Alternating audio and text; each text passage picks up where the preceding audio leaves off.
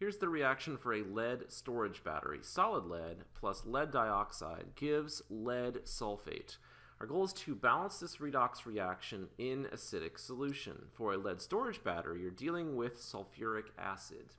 In a previous video, I've already gone over how to balance a redox reaction in acidic solution. So this video is just a review of that one using the lead storage battery as an example. The first thing we need to do is assign oxidation states, and we'll start with solid lead. The oxidation state of an element is 0, so it's 0 for solid lead. We move on to lead dioxide. For oxygen, the oxidation state is -2, and we have 2 of them, giving us -4 for the total. The sum of the oxidation states in a neutral compound is 0, so it must be +4 for lead. We move on to lead sulfate. We know that sulfate is SO4 2-. Therefore, we're dealing with lead 2+, the lead 2+ cation. So the oxidation state is +2. Next, we write our oxidation half reaction. So what is being oxidized here? Solid lead is going from an oxidation state of 0 to an oxidation state of +2. That's an increase in the oxidation state. So that's oxidation. So we write down here solid lead is going to lead 2+ ion for our oxidation. We have sulfate present, so we need to have sulfate on both sides. So if we have solid lead plus SO4 2-, that goes to lead sulfate, PbSO4. Next, we look at our atoms, and we have 1 lead on the left and 1 lead on the right, 1 sulfur on the left, 1 sulfur on the right, 4 oxygens on the left, and 4 oxygens on the right. So all of our atoms are balanced. We move on to balancing the charge. You balance charge by adding electrons. So let's figure out how many electrons we need to add and where do we add them. On the left side, we have 2 negative charges. On the right side, our overall charge is 0. So we need to make those charges equal. And we can do that by adding 2 electrons to the right side. So now the charges are balanced. Remember, oxidation is loss of electrons.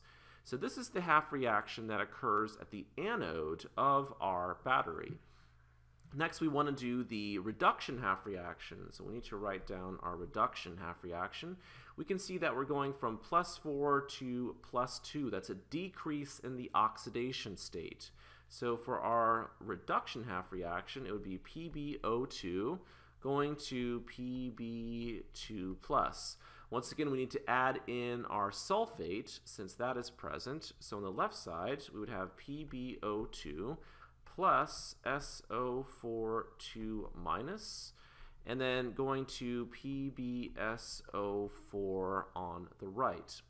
Next, we need to balance our atoms. So we'll start with lead, 1 lead on the left, 1 lead on the right. And once that's done, right, and the sulfur is balanced too, 1 sulfur on the left, 1 sulfur on the right, we look at oxygen. So let's look at the left side here. So we have 2 oxygens here and 4 here for a total of 6 oxygens. So 6 oxygens on the left. And on the right we have 4 oxygens. So 4 oxygens on the right. You balance oxygen by adding water. So we need 2 oxygens on the right side. So we can get that by adding 2 waters. So if we add 2 waters, now we have the proper number of oxygens. We just added 2 more oxygens to the right side. Next, we balance hydrogens by adding H+. So let's look at the right side. We have 4 hydrogens on the right. And on the left, we have 0. We have 0 hydrogens. So we need to add 4 protons to the left side of our half reaction. So if we add 4 protons to the left side, now hydrogen balances. So we have 4 on both sides. Next, we balance charge. So what's the overall charge on the left side? We have 4 positive charges here and 2 negative charges. So we have a total of 2+ on the left side. On the right side, it would be 0.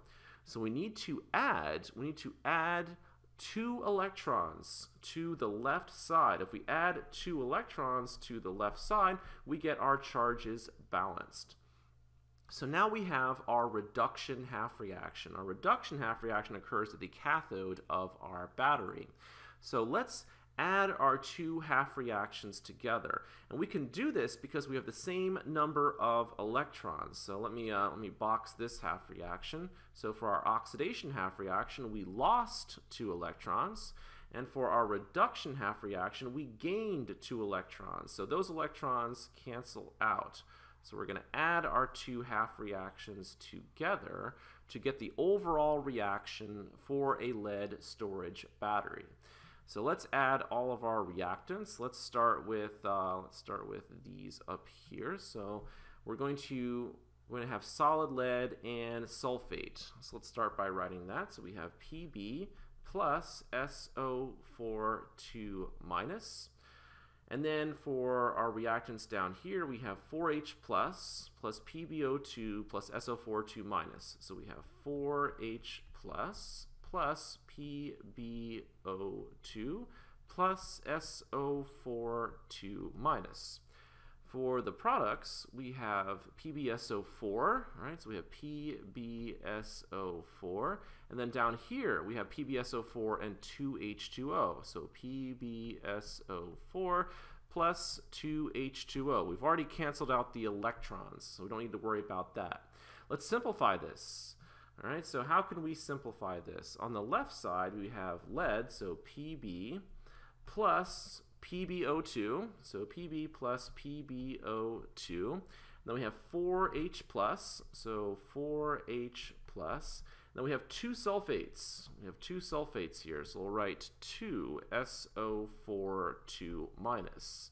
And then for the products, we have 2 PbSO4s. So that would be 2 PbSO4 plus, that's a 4 here, plus 2H2O.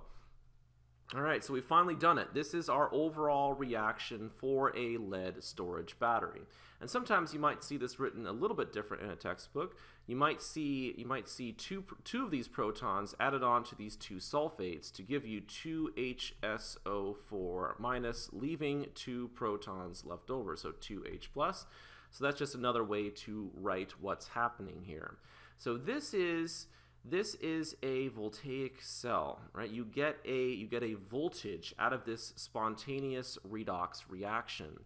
And one of these cells has about positive 2 volts. So the cell potential is about positive 2 volts. So if you take 6 of these cells and add them together, you get a car battery. And a car battery has a total of 12 volts. So 6 cells, each one with 2 volts. When the car battery discharges, right, the spontaneous redox reaction delivers a current and your car engine starts. Once your car is running, the reaction is reversed, and that allows you to recharge your lead storage battery.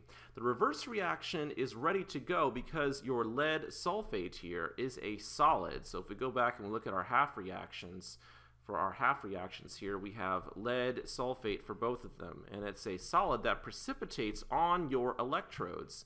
And so therefore the reverse reaction is ready to go, and you can recharge your battery. So first you could think about this as a voltaic cell, right, which produces a current using a spontaneous redox reaction. And then you could think about an electrolytic cell. A current is used to recharge your battery. A current is used to drive a non-spontaneous reaction. And so a lead storage battery is rechargeable, and that makes it very useful in car batteries. They last an extremely long time.